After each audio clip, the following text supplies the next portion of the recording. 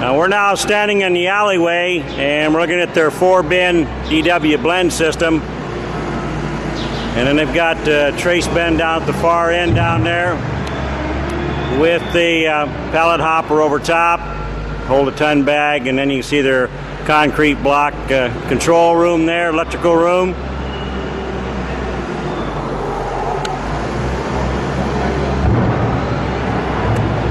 We'll go up and take a little closer look at the DW blend system. These are 10-foot wide DW declining way bins, ingredient bins. They'll hold about 9.5, 10 ton. And that's a sideboard extension of stainless steel, and that's about 30 inches high. And with those extensions, with this type of loader, you know, they can reach that 9.5, 10 ton per compartment. You can see there's a screen in each compartment.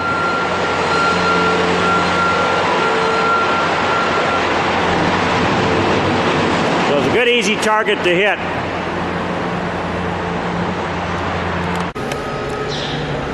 And this is the back side of the DW blend system. You can see where we have the load cells on each compartment. This blender dispenses by weight on a continuous flow basis. So all the products are dispensed simultaneously at the different rates for the blend ratio requirement, and they're all weighed on a continuous basis. Very fast, very neat machine. This is a triple meter screw system right here on this nitrogen bin. The next one down is a double. And then another double. And then the last unit again is a triple system. So the maximum out capacity here, they'll generally run in that 120 slow blends up to about 200 ton an hour, maybe even a little over 200 ton an hour possibility, depending on the blend ratios. This is a common blend auger we're looking into, where all these meter units discharge into, and it goes down and drops in, as you can see, an incline auger that carries it out to the bucket elevator that loads out.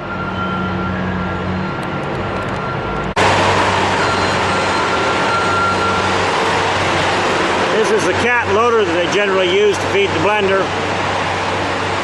They're very pleased with this unit.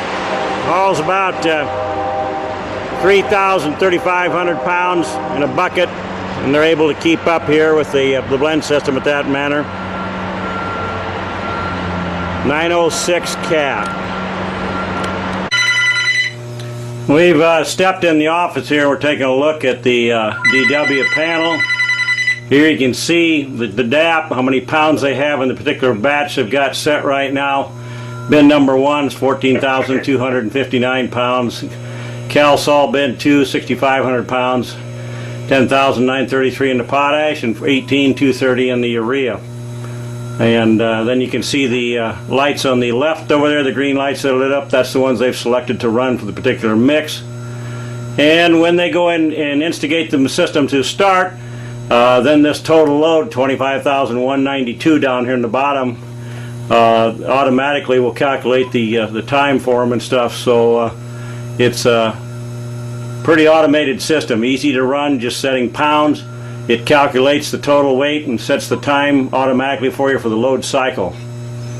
Each one of the overhead scale hoppers has a rack and pinion gate on it with an open and closed light. And they got a two-way valve up there, electronic two-way valve. They can select whether they're going to the north tank or south tank. And then each one of these scale heads down here indicates the weight that's in one of those 30-ton hoppers. And then they can print a ticket right there off that. And then they have a camera system here that they can watch. They can flick back and forth and watch the load being loaded overhead, and instruct their drivers to pull ahead as required as the load becomes topped off. And you can see their radio set right there.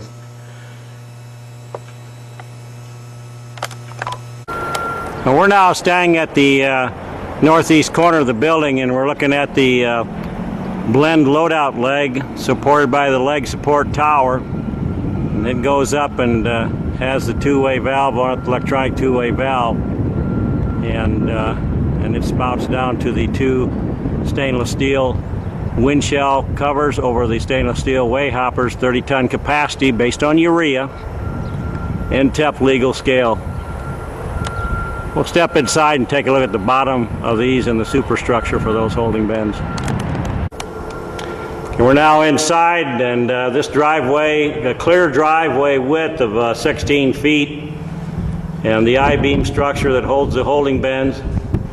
And you can see the bottom of the wind shell comes down, sets on the structure, and the way hopper's up inside, and you can see up in there, there's the rack and pinion gate we're looking at, electric rack and pinions. And they do have vibrators on the bottom of each of these bends. They're intermittent, so they can run those as they choose, when they choose. They're 230 volt vibrators. That'll create about 1,700 pounds of impact force, so they can shake anything out that they want to get out. The idea of the double holding bends, of course, is that you can be blending in one and draining out another. Now, the large oversized gates that we have on here allow an entire semi-load to be dumped in about 1 minute and 40 seconds. So it's extremely fast dump out, entire load, no batching process. One simple time and the whole load is gone.